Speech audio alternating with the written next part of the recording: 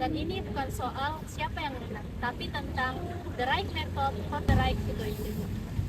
Assalamualaikum warahmatullahi wabarakatuh. Halo semuanya, selamat datang di podcast Ngobrol Santai Tapi Berisi.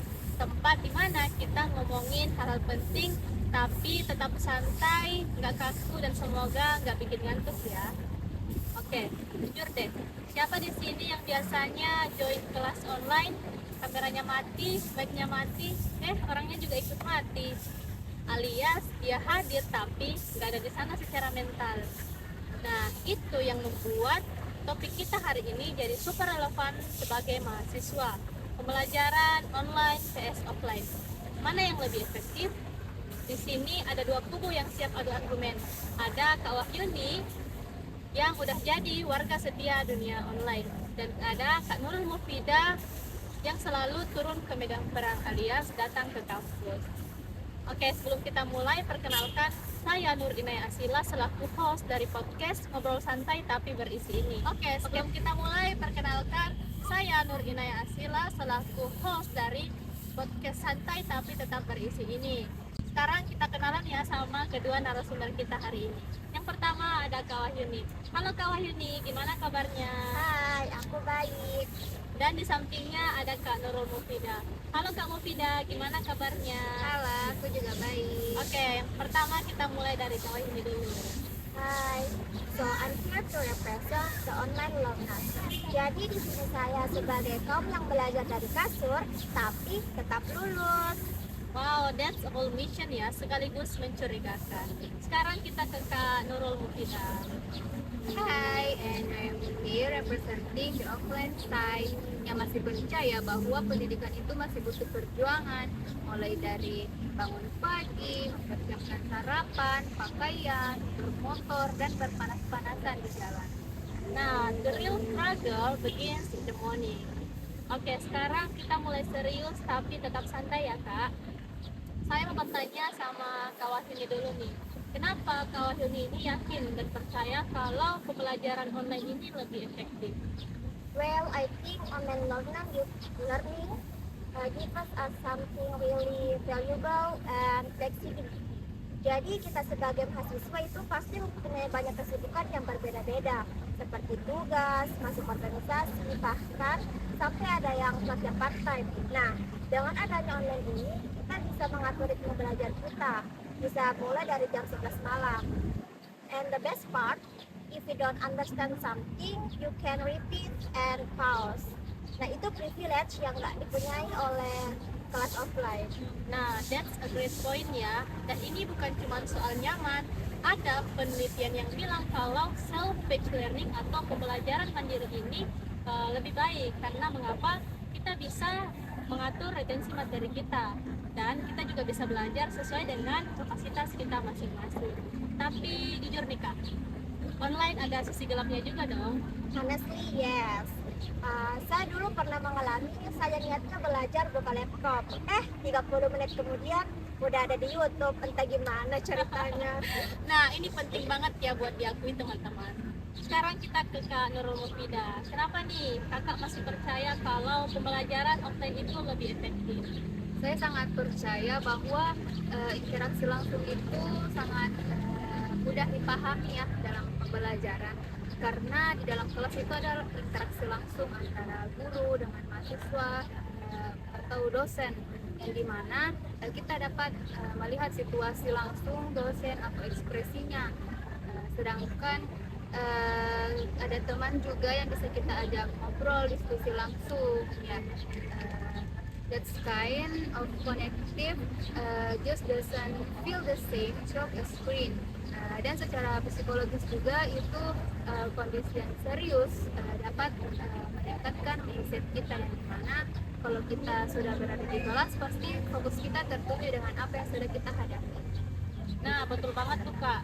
Dan ada istilahnya tuh environmental cue, di mana lingkungan kita secara nggak sadar mempengaruhi pengaruh kita. That's why people who study in the library are often more focused than those who study in bed. Jadi itu sebabnya ya kenapa orang yang belajar di perpustakaan itu seringkali merasa lebih fokus dibandingkan saat dia belajar di kasurnya atau di kamarnya. Oke, sekarang kita lebih jujur lagi nih Kak. Saya mau bertanya kepada Kak Wahyuni. Selama menjadi mahasiswa, apa tantangan terbesar pembelajaran online yang paling Kak Wahyuni rasakan? To be honest, one of the biggest changes is internet access and connectivity. Jadi, sebagian mahasiswa itu tidak mempunyai wifi yang stabil maupun kuota yang cukup. Nah, itu berdampak langsung dengan kualitas belajar mereka. Selain itu, pembelajaran online ini memerlukan kedisiplinan yang tinggi. Nah, sedangkan itu tidak alami terjadi, harus dilatih. Exactly. Jadi online itu toolsnya bagus ya teman-teman. Tapi kalau penggunanya nggak siap, hasilnya juga nggak optimal. Sekarang kita ke Kak Vida. Offline ada kekurangannya juga dong. Of course, menurut saya yang paling menonjol itu adalah adanya waktu dan biaya ya, yang dimana kita menuju ke kampus itu pasti membutuhkan waktu di jalan dan biaya transportasi untuk membeli bensin bagi yang mempunyai motor dan membayar angkot untuk yang tidak mempunyai kendaraan. Dan juga belum lagi kalau ada jadwal yang bentrok ya, di mana kita ada jadwal kuliah dan ada juga urusan yang sangat penting dan mendadak. Pasti ya, kita bingung mau pilih yang mana dan salah satunya pasti akan terabaikan.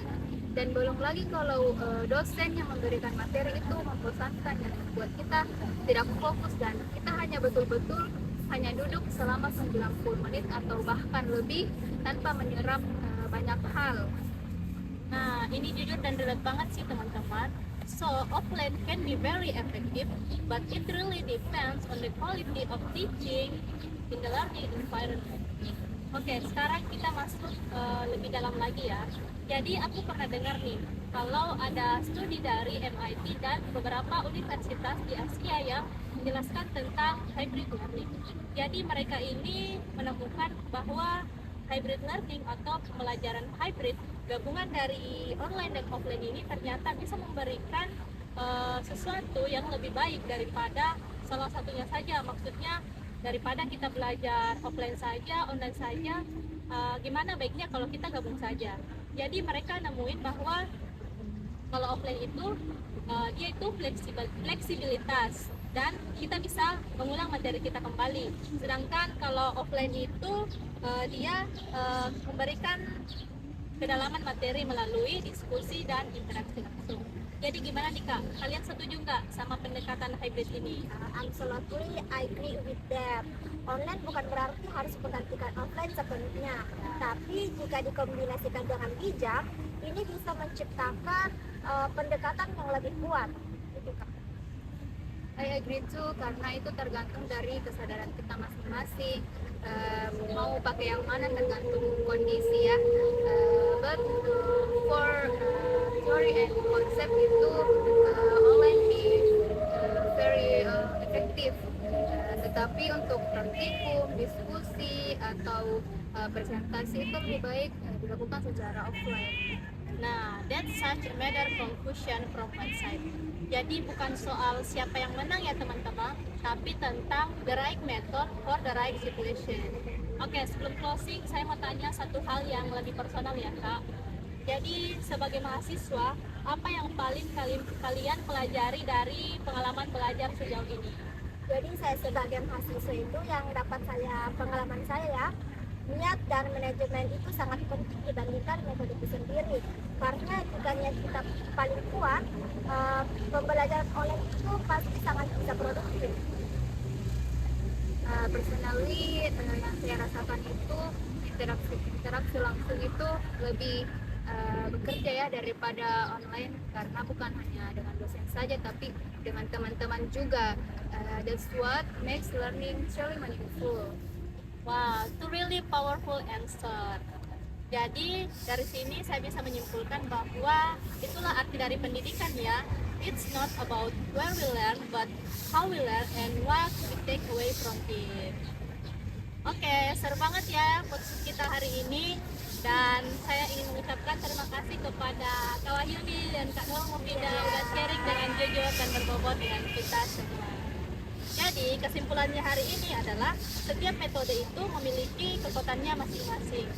Mengapa offline menawarkan sisi fleksibilitas dan efisien dan sangat cocok untuk belajar mandiri. but it requires strong self-powerful. Dan juga offline memberikan kita pengalaman yang interaktif dan fokus. Dan ini sangat cocok untuk diskusi dan praktik, but it demands time and commitment. Dan sementara itu ada pilihan lain, yaitu pembelajaran hybrid. Jadi pembelajaran hybrid ini hadir sebagai the best of both if managed wisely. Jadi di sini pada akhirnya kita harus menyadari ya teman-teman, bahwa efektivitas belajar itu tidak ditentukan oleh platformnya, tapi ditentukan oleh kesadaran, niat, dan konsistensi kita sebagai pelajar.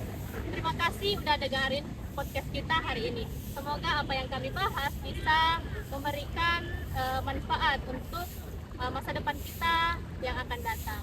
See you in the next episode. Keep learning no matter that medium. Bye bye. Assalamualaikum.